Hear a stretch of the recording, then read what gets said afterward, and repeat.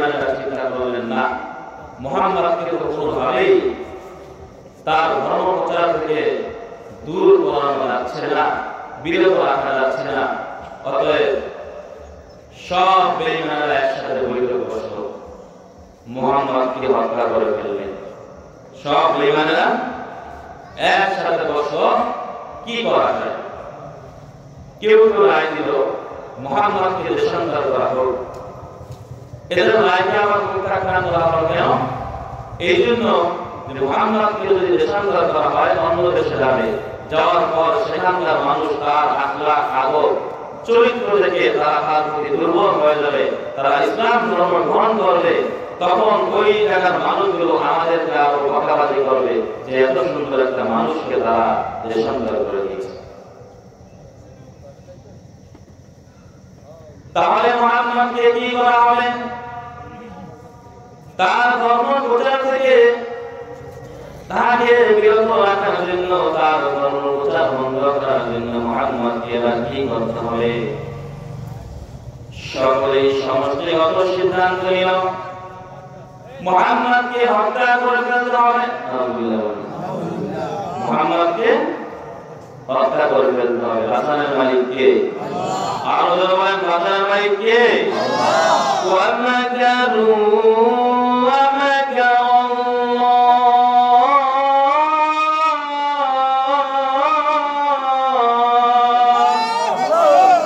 ওয়াল্লাহু খায়রুল মাকিরিন।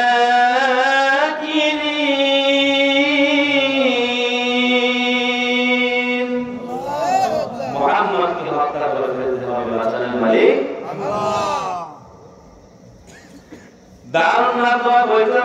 সিদ্ধান্ত হয়ে গেল মুহাম্মদকে হত্যা করে ফেলতে হবে। তবে সেটা দেরি করা যাবে না, আজকে রাতের ভিতরেই করতে হবে। মুহাম্মদকে হত্যা করার জন্য নবী মুহাম্মদের পুরো বাড়িটা ঘেরাও করে ফেলা হলো। পুরো বাড়ি ঘেরাও করলো অস্ত্র সহ। বাঁচাবেন কে? আল্লাহর নবী সাল্লাল্লাহু আলাইহি ওয়াসাল্লাম কে রাত জানিয়ে দিলেন, মুহাম্মদ আজকে রাতে আপনাকে হিজরত করতে হবে, কারণ ওরা সিদ্ধান্ত নিয়েছে আপনাকে দুনিয়া থেকে বিতাড়িত করে দিবে, আপনাকে হত্যা করে ফেলার সিদ্ধান্ত নিয়েছে।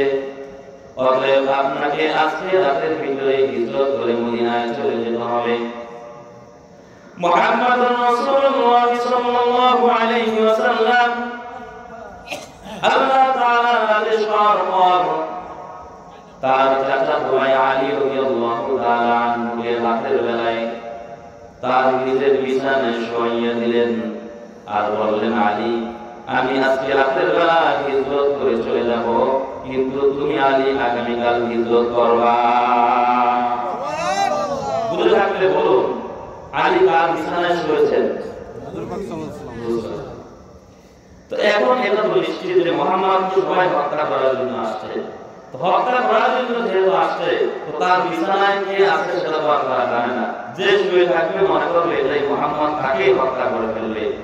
আলী রাদিয়াল্লাহু তাআলা নির্দ্বিধায় রাজি হয়ে গেলেন, জীবন দেব নবীর জন্য প্রস্তুত।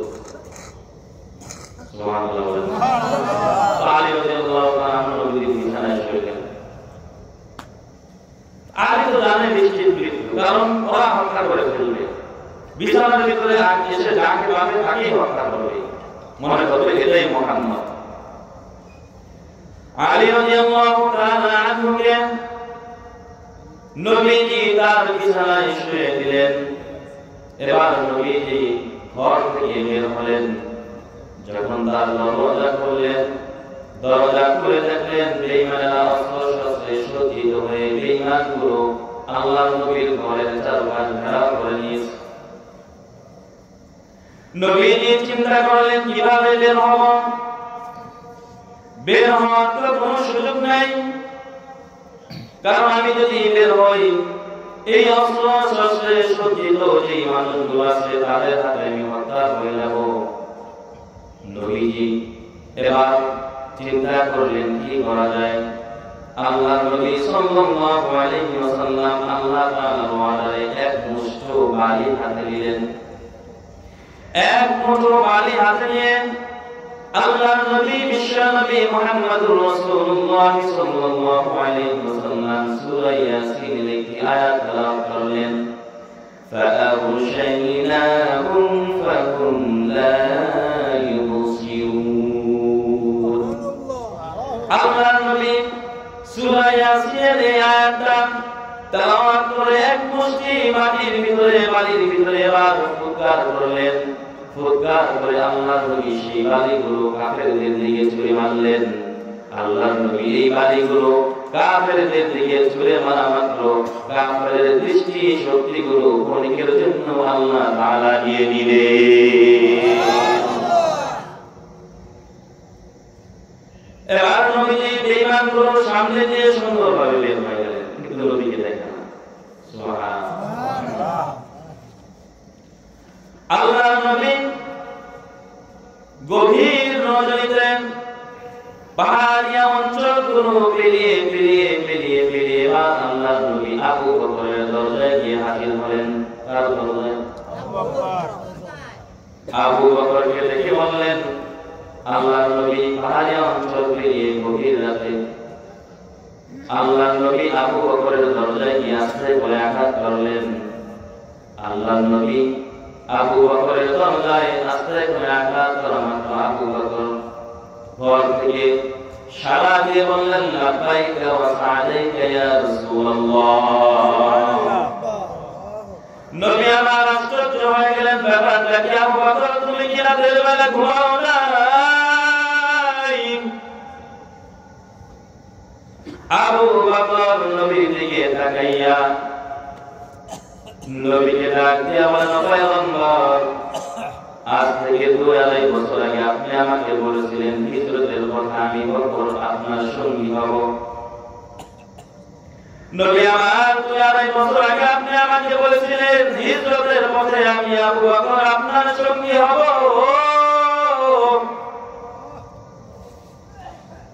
ওই যে 2-2.5 বছর আগে আপনি আমাকে বলেছিলেন হিজরতের পথে আমি আবু বকর আপনার সঙ্গী হব। ও পয়গম্বর, আল্লাহ তাআলার জাত ও সিফাতের কসম, ওই যে 2-2.5 বছর আগে আপনি আমাকে বলেছিলেন হিজরতের পথে আমি আপনার সঙ্গী হব, আল্লাহর কসম ওই 2-2.5 বছর থেকে আমি আবু বকর রাতের বেলা যতই ব্যস্ত থাকি, দিনের বেলা একটা সেকেন্ডের জন্য ঘুমাই না। কারণ আমি আবু বকর চিন্তা করি, আমি যদি রাতের বেলা ঘুমাই আর আমার নবী যদি আমি আবু বকরকে এসে ডাক দেয়, আমি আবু বকরের যদি উঠতে দেরি হয়,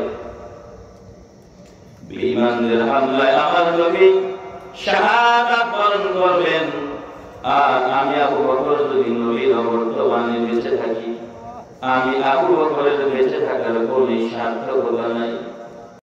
কি মানুষ করতে পারিলেন আবু বকর? আবু বকর নবীর দিকে তাকাইয়া চোখের পানি ছেড়ে দিয়ে বলেন, ও পয়গম্বর,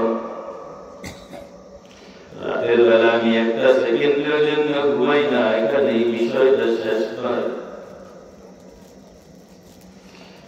ওই যে দরজার দিকে তাকাইয়া দেখেন আমার ছোট্ট মেয়েটা রাতের বেলা ঘুমাই না, প্রতি রাতে নাস্তা বানাইয়া রাখে, একটা সেকেন্ডের জন্য ঘুমায় না। দেখা যায়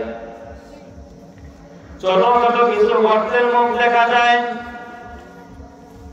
আবু বকর নিজের পরনের জামা কাপড়গুলো ছিঁড়েছিলেন, ওই গর্তের মুখগুলো সব লাগিয়ে দিলেন, সব মুখগুলো বুঝিয়ে দিলেন, কিন্তু একটা গর্ত লাগাইতে পারলেন না, কাপড়ে টান পড়ে গিয়েছে, অল্প কাপড়ে হয় নাই। একটা গর্ত লাগাইতে পারলেন না, আটকাতে পারলেন না, ওই গর্তটা আবু বকর তার পায়ের গোড়ালি দিয়ে এভাবে আটকিয়ে রাখলেন। আবু বকর যখন তার পায়ের গোড়ালি দিয়ে ওই গর্তটা দিয়ে রাখলেন, অন্যদিকে ওই গর্তের ভিতরে ছিল একটা বিষধর সাপ।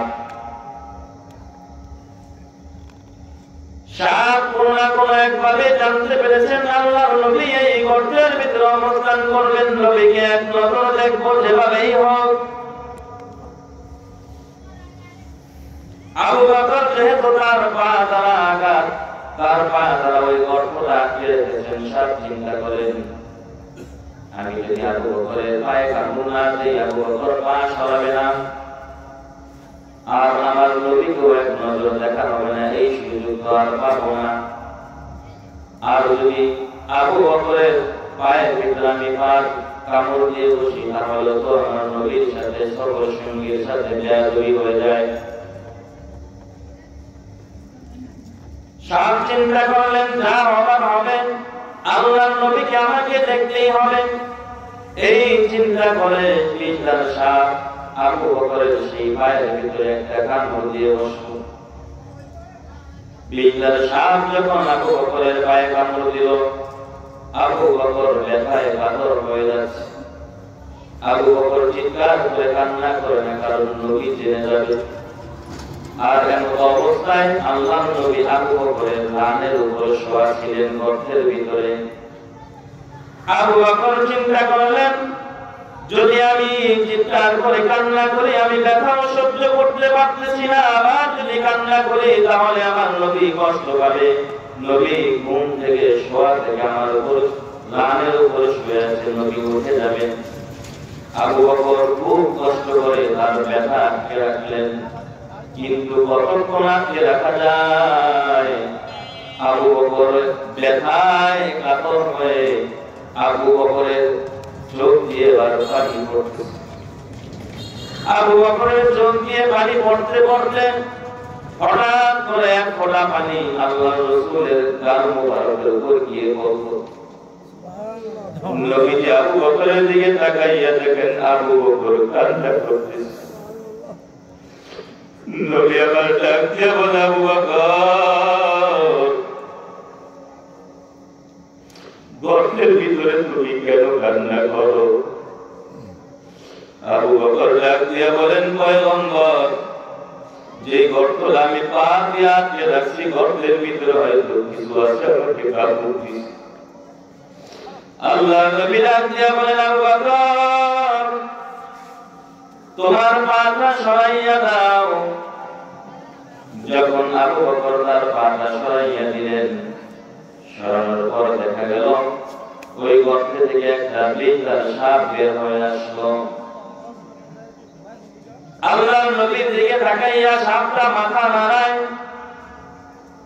নবীজি আবু বকরকে বললেন আবু বকর, সাপ বারবার মাথা নত করতেছে, কারণটা কি তুমি জানো নাকি? আবু বকর ডাক দিয়ে বলেন পয়গম্বর জানি না।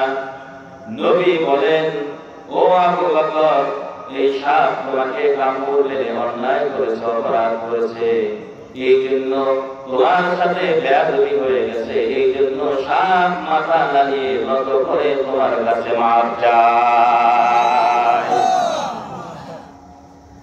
মায়ের নবী রাহমাতুল লিল আলামিন আবু বকর ব্যথায় কাতর হয়ে আছে।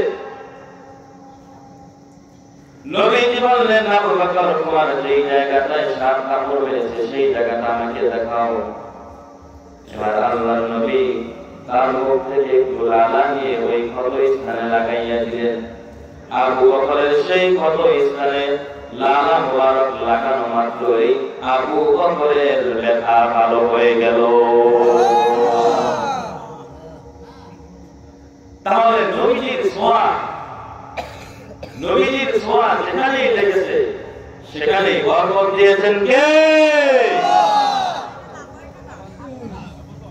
ভাইরা আমার, আল্লাহর নবী সাল্লাল্লাহু আলাইহি ওয়াসাল্লাম সওয়ার পর্বতের গুহার ভিতরে 3 দিন অবস্থান করলেন। বুঝে থাকলে বলুন কয় দিন? আর বলেন কয় দিন? 3 দিন পরে নবীজি আবু বকরকে নিয়ে এবার মদিনার পথে রওনা হলেন। মদিনার পথে চলতেছেন, পথের মধ্যে নবী সহ আবু বকর ক্ষুধার্ত হয়ে গেলেন, প্রচুর পরিমাণে ক্ষুধা লেগে গেল, কিন্তু সাথে খাবারের মতো কিছুই ছিল না। অল্প সময় শেষ করে দিল।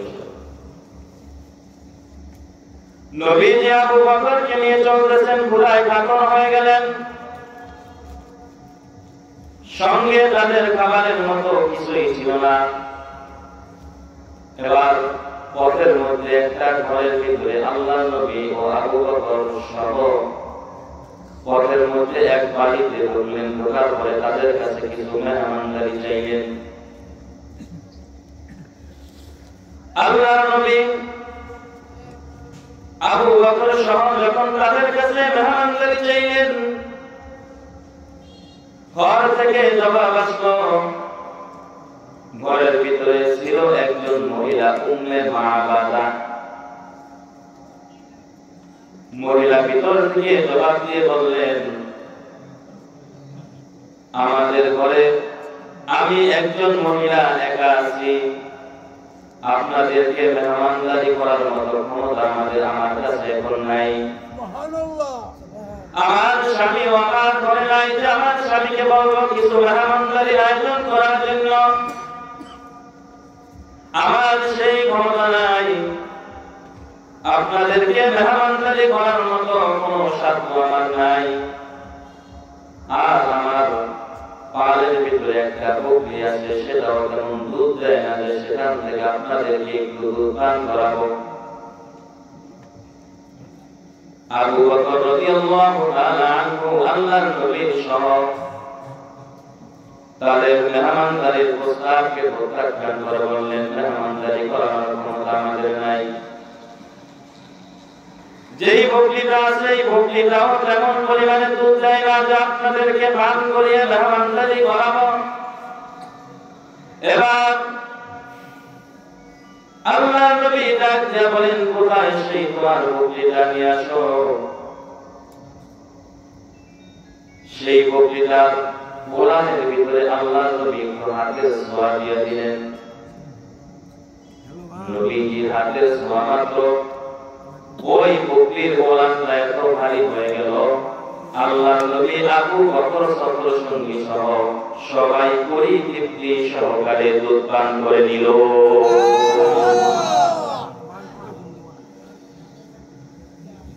উম্মে মাবাদা আশ্চর্য হয়ে গেলেন, কি এমন মানুষ, আমার এই বকরিটা তো তেমন কোনো দুধ দেয় না,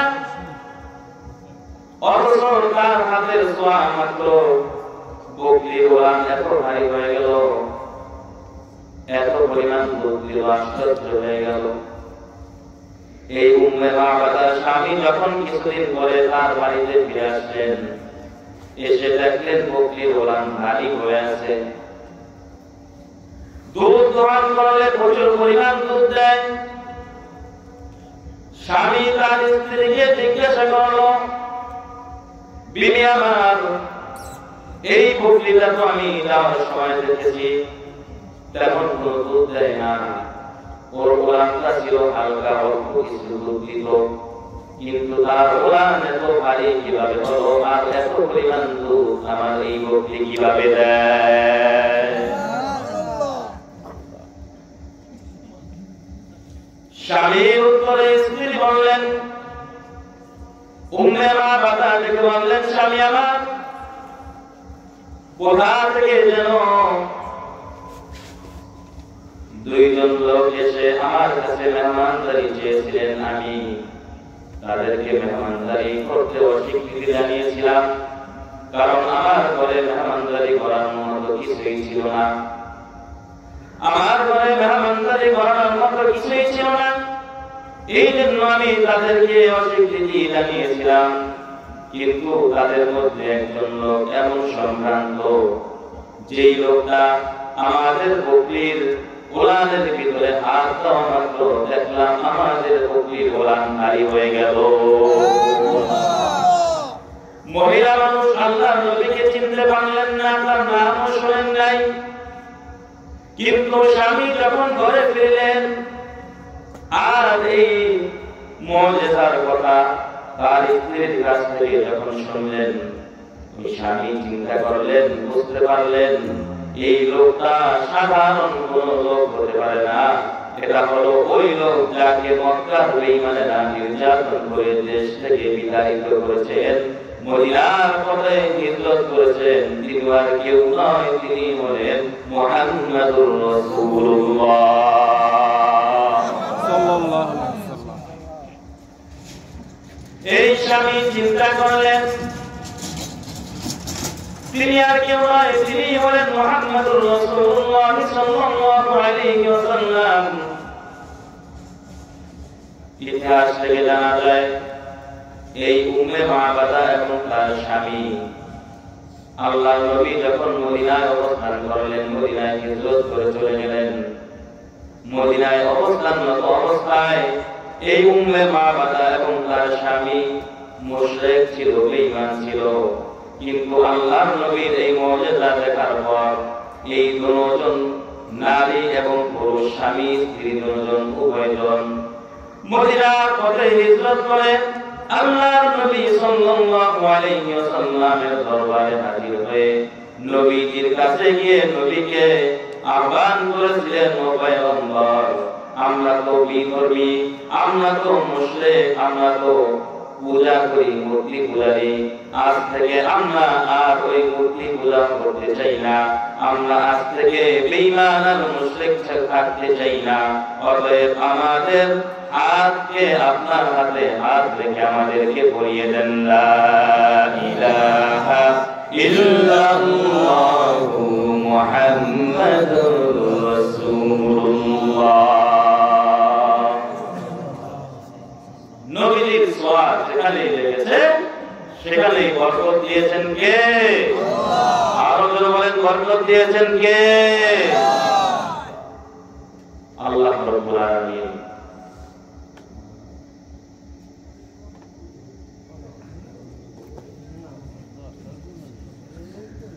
তাহলে কি আরো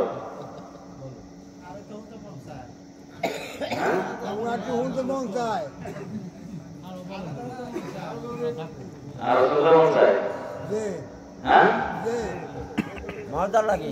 আল্লাহ সকলে বলি আমিন, আরো বলি আমিন। আমি তো দেশে বলাই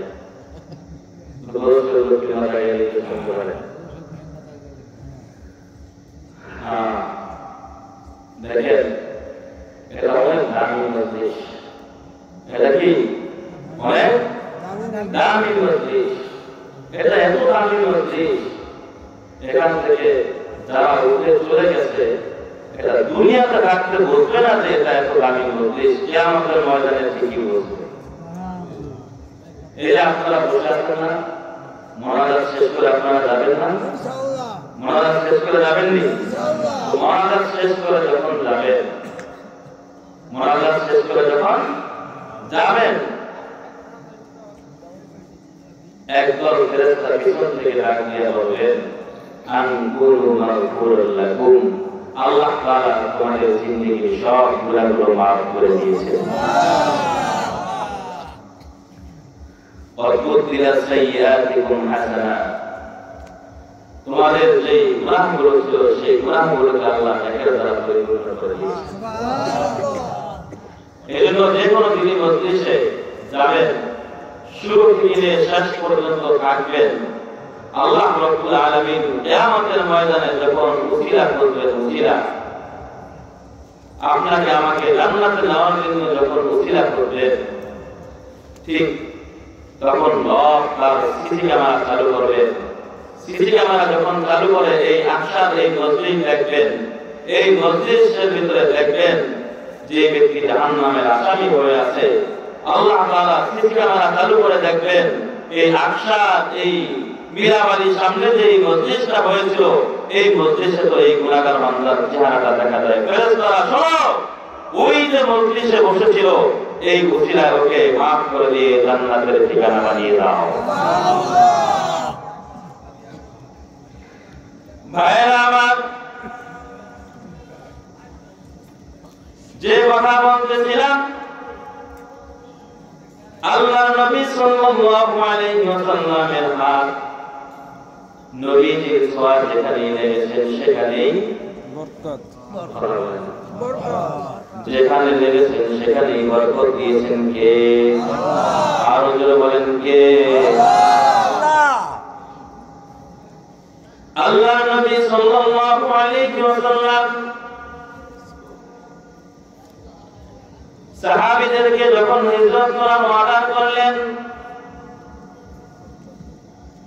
সমস্ত সাহাবীরা হিজরত করেন। রাতের বেলায় লুকিয়ে লুকিয়ে সমস্ত সাহাবীরা হিজরত করেন, কিন্তু একজন সাহাবী নাম তার ওমর, তার নাম কি? ওমর।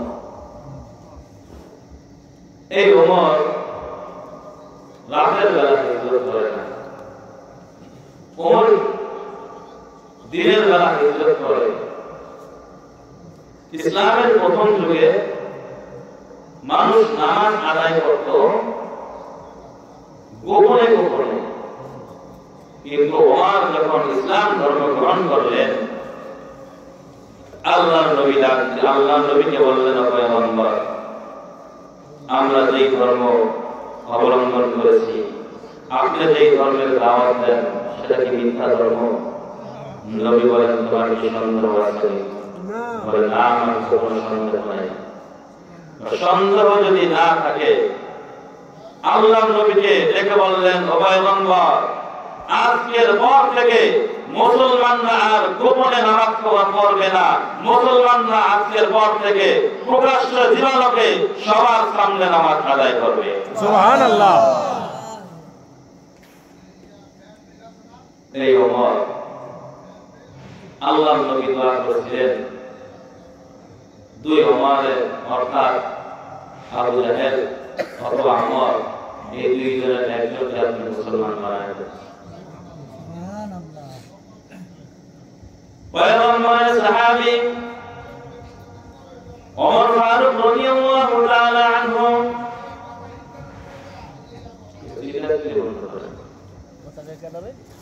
পয়গম্বরের সাহাবী ওমর ফারুক রাদিয়াল্লাহু তাআলা আনহু সব সাহাবীরা রাতের বেলা অন্ধকারে গোপনে গোপনে লুকিয়ে লুকিয়ে হিজরত করেন, কিন্তু আল্লাহর নবীর এই সাহাবী ওমর রাতের বেলা নয়, দিনের বেলা একটা তরবারি হাতে নিয়ে যায়,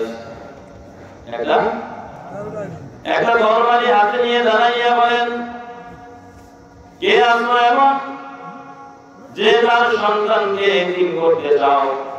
আমি ওমর হিজরত করতেছি, পারলে আমি ওমরকে পাঠা দাও। কে আসলো এমন যে তার মা বাবাকে সন্তান হারা করতে চাও? আমি ওমরের তরবারি সামনে আসো। কে আসলো এমন তার স্ত্রীকে বিধবা করতে চাও? তাহলে আমি ওমরের তরবারির সামনে আসো। এমন কারো যদি দুঃসাহস থাকে, আমি ওমরের তরবারির সামনে আসো। এই ওমর ইসলাম ধর্ম গ্রহণ করার আগেও যেমন বীর পুরুষ ছিলেন, ইসলাম ধর্ম গ্রহণ করার পরও যেমন বীর পুরুষ। ইসলাম ধর্ম গ্রহণ করার আগে কেমন বীরত্ব দেখাইলেন ওমর। মক্কার বেঈমানেরা আল্লাহর নবী হিজরতের পূর্বে একবার সিদ্ধান্ত করলেন, সবাইকে নিয়ে সিদ্ধান্ত করলেন যে মুহাম্মদকে হত্যা করে ফেলতে হবে। এখনো চূড়ান্ত সিদ্ধান্ত হয় নাই, এরপর আরেক সিদ্ধান্ত হওয়ার পরে আল্লাহর নবী হিজরত করেছেন। মজলিসের মধ্য থেকে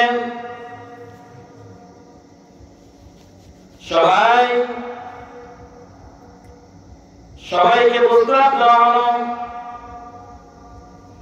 কে আসলো এমন যুবক যে মুহাম্মাদের গর্দান থেকে তার মাথাকে আলাদা করতে পারবে, মুহাম্মাদকে হত্যা করতে পারবে?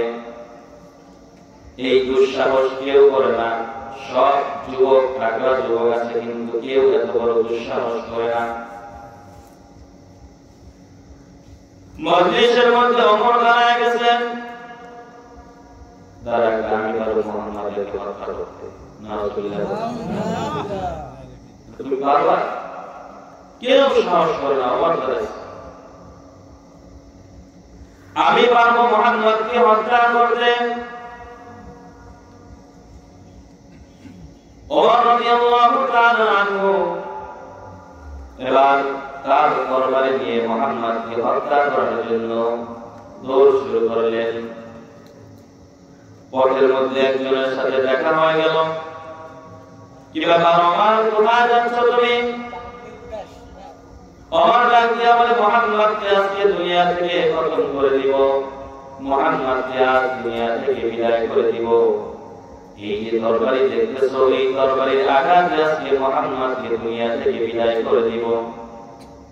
লোকটা ডাক দিয়ে বললেন, ওমর, তুমি যে মুহাম্মদকে হত্যা করার জন্য রওনা হয়েছো, তুমি কি জানো তোমার ঘরের ভিতরে তোমার ভগ্নিপতি, তোমার বোন, তারা তো সেই ধর্ম গ্রহণ করে, সেই নবীর দেওয়া কোরআনের দ্বারা। লোকটা বললেন, আগে তোমার ঘরকে সামলাও, পরে মুহাম্মদকে হত্যা করার জন্য যাও। এই কথা বলার পর ওমর এবার পিছন দিকে রওনা হলেন, তার বোনের বাসার দিকে রওনা করলেন। ওমর যখন বোনের বাসা পর্যন্ত পৌঁছালেন, দেখলেন ভিতর থেকে কোরআনের আওয়াজ।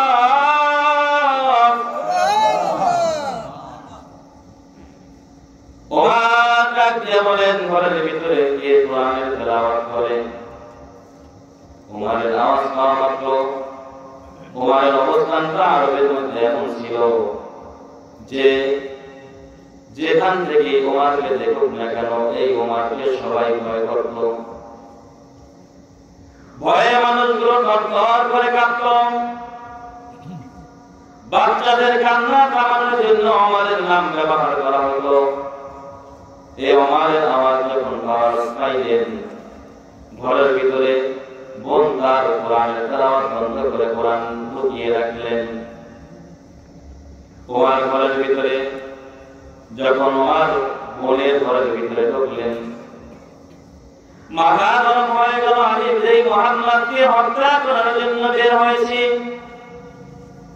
মুহাম্মদ তার ইসলাম ধর্ম প্রচার করার কারণে যে মুহাম্মদকে আমি হত্যা করার জন্য বের হয়েছি, সেই মুহাম্মদের ধর্ম গ্রহণ করে সেই মুহাম্মদের পাওয়া কিতাবকে কোরআনুল কারীমের তেলাওয়াত আমার বোন করবে, এটা আমি সহ্য করতে পারবো না, আরো কেউ দেখাতে পারবো না। এবার আমার ঘরের ভিতরে ঢোকে তার বোনকে বললেন, বোন, তুমি কি মুহাম্মদের ধর্ম গ্রহণ করেছো? বলে, হ্যাঁ, আমি মুহাম্মদের ধর্ম গ্রহণ করেছি। এবার তার বোনকে ওমর একের পর এক চাবুক দিয়ে আঘাত করতে শুরু করল। বোন আঘাতপ্রাপ্ত হয়ে লাঠির আঘাতে ওমরের বোন মাটির উপর শুয়ে গড়াগড়ি করে চিৎকার করে আর ডাক দিয়ে বলে, ভাই আমার, আজকে দুনিয়ার মধ্যে আমার মা নাই, আমার বাবা নাই, দুনিয়ার মধ্যে আমার মাও নাই, বাবাও নাই। তুমি আমার ভাই হয়ে আমাকে এমন ভাবে আঘাত করতেছ, আজকে যদি আমার মা বাবা দুনিয়াতে বেঁচে থাকতো, তুমি আমার হয়তো আজকে আমাকে এমন ভাবে আঘাত করতে পারে না, এমন নির্মম ভাবে, নিষ্ঠুর ভাবে তুমি আমাকে আঘাত করতে পারতে না যদি আমার মা বাবা বেঁচে থাকতো। কারণ সন্তান যে ধর্মই অবলম্বন হোক না কেন, সন্তানের প্রতি মা বাবার মহাব্বত আছে না নাই? জোরে বলেন, আছে না নাই? মাঝে মাঝে বয়ানে নিষেধে অনেক নব মুসলিম বক্তাদের সাথে দেখা হয়, অনেক নব মুসলিম বক্তাদের সাথে মাঝে মাঝে বয়ানে নিষেধে দেখা হয়, তাদের সাথে মাঝে মাঝে কুশল বিনিময় করি, ভাই, আপনি যে ইসলাম ধর্ম গ্রহণ করেছেন, এই জন্য আপনার মা বাবা আপনাকে মনে হয় মহাব্বত করে না, ভালোবাসে। মাঝে মাঝে এই প্রশ্ন করার পর বলে, হুজুর, কি বলবেন? মা বাবা ইসলাম ধর্ম গ্রহণ করার পরেও আমাকে এত পরিমাণ মহাব্বত করে, মাঝে মাঝে মাকে শেষ করে মা বাবার সাথে দেখা করতে যাই, দেখা করতে গেলে মা বাবা এখনো সেই ছোটবেলার মতো আমাকে ধরে জড়িয়ে ধরে চুমু খায় আমাকে আদর করে। কারণ মা বাবার মহাব্বত সন্তান এবার যেই ধর্ম অবলম্বনী হোক না কেন, যেহেতু মা তার সন্তানকে 10 মাস 10 দিন পেটে ধারণ করেছে, এই জন্য ওই সন্তানের মহাব্বত মায়ের ভিতরে থাকে না না থাকে। ও আগে তার বোন ডাক দিয়ে বললেন, আমার ভাই আমার, আজকে যদি আমার মা বাবা দুনিয়ার মধ্যে বেঁচে থাকতো, আজকে আমার মা বাবা যদি দুনিয়ার মধ্যে বেঁচে থাকতো, তাহলে আপনি আমাকে এভাবে আঘাত করতে পারতেন না। আর কিছুক্ষণ আঘাত করার পর বোনকে ডেকে বললেন, বোন আচ্ছা সব কিছু বাদ দিলাম, তুই আমাদের বাপ দাদার ধর্ম ত্যাগ করে যে ইসলাম ধর্ম গ্রহণ করলি, এটার মধ্যে এমন কি মজা পাইলি? আল্লাহু আকবার বলেন। তুই যে ইসলাম ধর্ম গ্রহণ করলি, মা বাবার বাপ দাদার পূর্বপুরুষের ধর্ম ত্যাগ করে যে তুই ইসলাম ধর্ম গ্রহণ করলা, বলো তুমি তার মধ্যে এমন কি পেয়েছো? বলে, আমি মুহাম্মাদের দেওয়া কোরআনের তেলাওয়াত করে আমি আর সহ্য করতে পারি না, ইসলাম ধর্ম গ্রহণ করে ফেলেছি। ওমর ডাক দিয়া বললেন, বোন আমার, তুমি যে কোরআনুল কারীমের তেলাওয়াত করে তুমি ইসলাম ধর্ম গ্রহণ করেছো, দেখি সেটার ভিতরে এমন কি আছে, তুমি তার পাগল হয়ে গেল। আল্লাহু আকবার। দেখি ওটার ভিতরে এমন কি আছে, যেই তেলাওয়াত শোনা মাত্র তুমি পাগল হয়ে বাপ দাদার পূর্বপুরুষের ধর্ম ত্যাগ করে তুমি ইসলাম ধর্ম গ্রহণ করলা। ওমরের অর্ডার পাওয়ার পর ভয়ে ভীত সন্তুষ্ট হয়ে এবার তার বোন কোরআনুল কারীমের তেলাওয়াত শুরু করলেন। যখন নাকি তার বোন কোরআনুল কারীমের তেলাওয়াত করতেছেন, ওমরের অন্তরের ভিতরে ঝালঝালা শুরু হয়ে গেল। ওমরের অন্তরটা আল্লাহ তাআলা থেকে দ্রাবিত হয়ে গেল। ওমরের মুহাব্বত ওই কোরআনের প্রতি আস্তে আস্তে বাড়তেই থাকলো। তার বোন কোরআনুল কারীমের তেলাওয়াত করতেছে, আস্তে আস্তে ওমরের দিলটা নরম হয়ে গেল, ইসলামের প্রতি তার দিলটা এবার ধাবিত হয়ে গেল। এবার বোনকে ধমক দিয়ে বলে, তোমার কোরআনের তেলাওয়াত বন্ধ করো, আমার দিলের ভিতরে ঝালঝালা শুরু হয়ে গেছে। কোরআনুল কারীমের তেলাওয়াত বন্ধ করো, আমাকে নিয়ে যাও সেই নবীর কাছে যেই নবী তোমাকে কোরআনের সংবাদ দিয়েছে, যেই নবী তোমাকে কোরআনের মাধ্যমে, যেই নবীর দেওয়া কোরআন পড়ে আল্লাহ তাআলার পক্ষ থেকে নবীর উপর কোরআন নাযিল করেছে, সেই নবীর উপর নাযিলকৃত কোরআন তেলাওয়াত করে তুমি যে ইসলাম ধর্ম গ্রহণ করেছো, যেই নবীর উপরে এই কোরআনটা নাযিল হয়েছে, আমাকে নিয়ে সেই নবীর কাছে চলো। আল্লাহর নবীর কাছে গিয়ে ওমর ফারুক রাদিয়াল্লাহু তাআলা আনহু যে ওমর নবীকে হত্যা করার জন্য দরবারে নিয়ে বের হলো, সেই নবী এবার কোরআনুল কারীমের তেলাওয়াত শুনে এবার নবীকে দেখে বললেন, ও পয়গম্বর, আপনার হাতে আমার হাত রেখে আমাকে এবার পড়িয়ে দেন, লা ইলাহা ইল্লাল্লাহু মুহাম্মাদুর রাসূলুল্লাহ। এমন একজন নবীর উম্মত হয়েছে, যেই নবী দুনিয়ার মধ্যেও তুমি আমি উম্মতকে এক সেকেন্ডের জন্য ভুলে নাই। আল্লাহর নবী একদিন অসুস্থ হয়ে পড়লেন, বোঝানোর জন্য বলে খুব খেয়াল করে শুনবেন, মনের কান দিয়ে শোনার চেষ্টা করেন। আল্লাহর নবী একদিন অসুস্থ, তার একজন সাহাবীকে দেখে বললেন, সাহাবী আমার সামনে একটু কোরআনুল কারীমের তেলাওয়াত করো। যখন সাহাবী কোরআনুল কারীমের তেলাওয়াত করতেছেন, যখন এই আয়াতুল কারীমের তেলাওয়াত করতেছেন, ফাকাইফা ইযা জামা'না মিন কুল্লি উম্মাতিন বিশাহীদ, এই আয়াতের তেলাওয়াত যখন শুরু করলেন, সাহাবী আল্লাহর নবীর দিকে, নবী আপনি স্মরণ করুন ওই দিনের কথা, যেই দিন আমি সমস্ত উম্মতদেরকে একত্রিত করব এবং ওই উম্মতের জন্য ওই উম্মতের নবীকে সাক্ষী হিসেবে কিয়ামতের ময়দানে দাঁড় করাবো।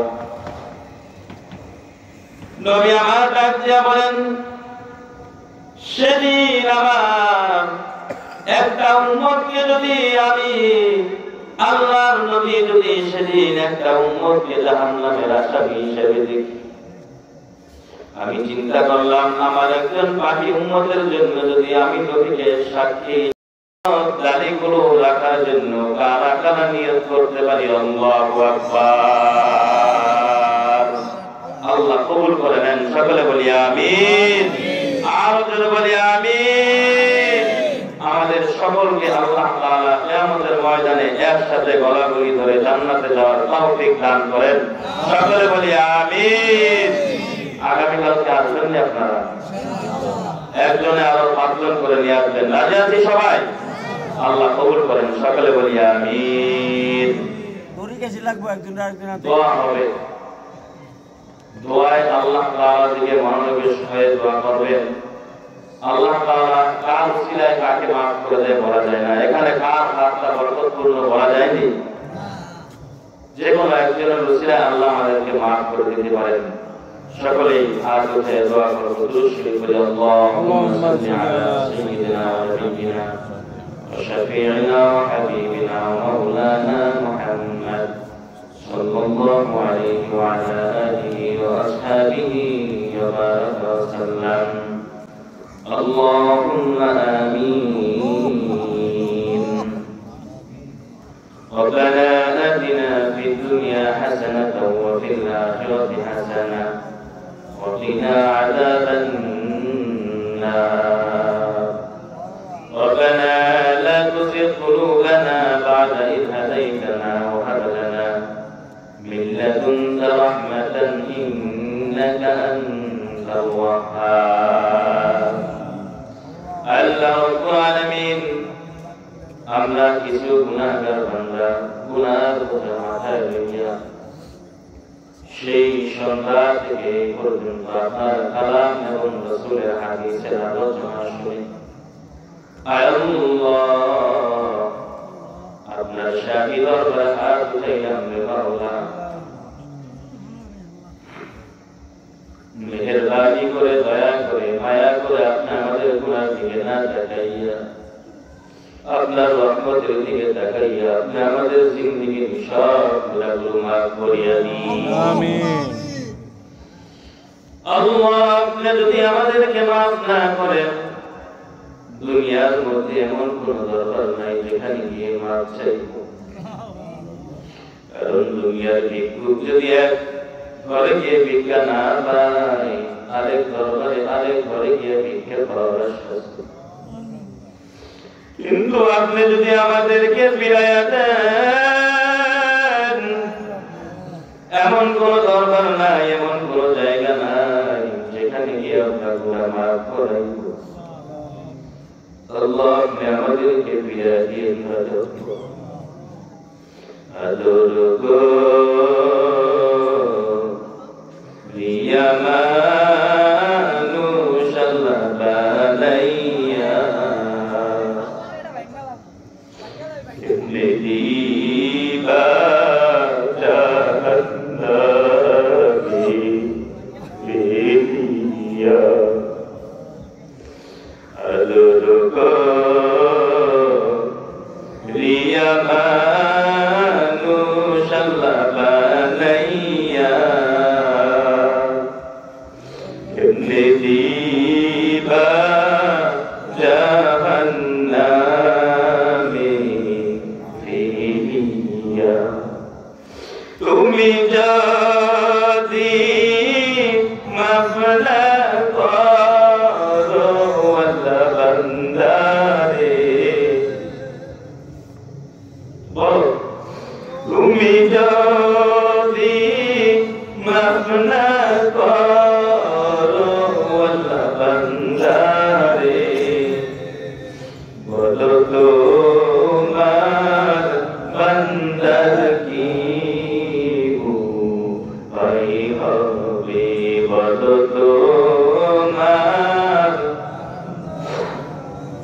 ভাই হবে গ্রামের মাঝে কাটবে সাতার আল্লাহ হাসরে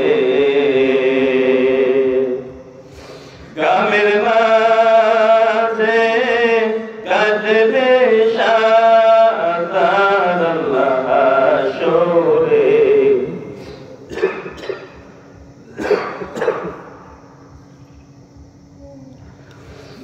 করিয়া দিও গো আল্লাহ নিজ গুণে করিয়া দিও গো আল্লাহ নিজ গুণে চোখের পানি ছেড়ে দিয়ে আল্লাহকে একটা করুণার সুরে ডাক দিয়ে বল আল্লাহ আল্লাহ এই বাপের দিকে তোমার কুদরতি নজর দিয়ে একটু তাকাইয়া দেখো তোমার বান্দারা বাড়ির জন্য আসে নাই, গাড়ির জন্য আসে নাই, টাকা পয়সা পাওয়ার জন্য আসে নাই। তোমার বান্দা দুনিয়ার কোন লোকের জন্য এই বদলিশে আসে নাই রে আল্লাহ। আল্লাহ এই বান্দাদের দিকে তোমার কুদরতি নজরটা একটু ঢালিয়া দাও। আমিন। ও দয়াল মালিক, এই বান্দাগুলো আল্লাহর করে চিৎকার করে কান্না করতেছে আল্লাহ। এই বান্দাগুলো তোমার জাহান্নামে যাইতে চায় না রে আল্লাহ। এই বান্দাগুলো তোমার জান্নাত চায়, বান্দাগুলো তোমার জাহান্নামের আসামি হতে চায় না। সবাই চোখে পড়েছে আল্লাহ, আমাদেরকে মাফ করে দাও আল্লাহ। তুমি যদি মাফ না করো মালিক, কার কাছে গিয়ে মাফ চাইব আল্লাহ? কার কাছে গিয়ে মাফ চাইব আল্লাহ? আল্লাহ মজলিসের ভিতরে অনেকে মা হারাইয়া তোমার দরবারে হাত উঠাইছে, অনেকে বাবা হারাইয়া তোমার দরবারে হাত উঠাইছে, অনেকে মা বাবা দুজনই হারাইয়া তোমার দরবারে হাত উঠাইছে আল্লাহ। মাওলা জানি না কার মা নাই কার বাবা, যেই মা পৌষ মাসে শীতের ভিতরে বর্ষা করিয়া রাতের বেলা মাকে ভিজাইয়া দিয়েছি, শীতের ভিতরে মা শীতকে শীত মনে না করিয়া আমার পেটটাকে পরিবর্তন করিয়া আমার গালে চুমু খাইছে আর কপালে চুমু খাইয়া লক্ষ্মী সোনা বলে ডাক দিয়েছে। ওই মা অন্ধকার কবরে বাগানের ভিতরে শুয়ে আছে আল্লাহ। যেই বাবা ঘরের ফেরার সময় সন্তানের জন্য কোনো না কিছু মজা না নিয়ে ঘরে ফিরতেন না, ওই যে বাগানের ভিতরে বাবাও শুয়ে আছে আল্লাহ। জানি না কোন হতভাগা আজকে মা বাবা হারাইয়া তোমার দরবারে হাত উঠাইছে আল্লাহ। তুমি ওই সন্তানদের দোয়াকে মা বাবার জন্য কবুল করিয়া দাও আল্লাহ। যারা হাত তুলেছে মা বাবা হারাইয়া মা বাবার জন্য সন্তানের দোয়া কবুল করিয়া দাও আল্লাহ। মা বাবার কবরকে জান্নাতের বাগিচা বানায় দাও আল্লাহ। মা বাবার জিন্দেগীর গুনাহগুলো তুমি মাফ করিয়া দাও আল্লাহ। এই মহল্লায় যে সমস্ত মানুষগুলো কবরস্থানে শুয়ে আছে আল্লাহ, সকল মানুষদেরকে তুমি, সকল কবরবাসীদেরকে তুমি মাফ করিয়া দাও আল্লাহ। সকল কবরবাসীদেরকে তুমি মাফ করিয়া দাও আল্লাহ। সকল কবরবাসীর জিন্দেগীর গুনাহগুলো মাফ করিয়া দাও। সকল কবরবাসীর কবরগুলোকে জান্নাতের বাগিচা বানায় দাও আল্লাহ। এই মাহফিলের জন্য যারা ইন্তজাম করেছে, কষ্ট ক্লাস করে যারা এই মাহফিলের আয়োজন করেছে আল্লাহ, তাদেরকে তুমি কবুল করিয়া নাও আল্লাহ, তাদের এই কষ্টকে তুমি কবুল করিয়া নাও আল্লাহ, তাদের এই কষ্টকে তুমি দিনের জন্য কবুল করিয়া নাও আল্লাহ। পরিশেষে আপনার কাছে দোয়া, এই মাহফিলকে তুমি আমাদের জন্য হেদায়েতের জরিয়া হিসেবে কবুল করিয়া নাও আল্লাহ, তুমি এই মাহফিলকে তুমি হেদায়েতের জন্য কবুল করিয়া নাও আল্লাহ। খাস করে তুমি আমাদের উপর জাহান্নামকে হারাম করিয়া দাও আল্লাহ, জাহান্নামকে হারাম করিয়া দাও আল্লাহ। ওই জাহান্নামের একটা সেকেন্ডের আযাব সহ্য করার ক্ষমতা আমার কারো নাই আল্লাহ, তুমি আমাদেরকে মাফ করিয়া দাও আল্লাহ। আল্লাহ, তুমি জাহান্নামের খাতা থেকে আমাদের নামগুলো কেটে দাও আল্লাহ। আল্লাহ, তুমি জান্নাতের খাতায় আমাদের নামগুলো উঠাইয়া দাও আল্লাহ। আল্লাহ, তুমি জান্নাতের খাতায় আমাদের নামগুলো উঠাইয়া দাও আল্লাহ। وصلى الله تعالى على خير خلقه محمد وعلى آله وأصحابه أجمعين وارحمنا معهم برحمتك يا أرحم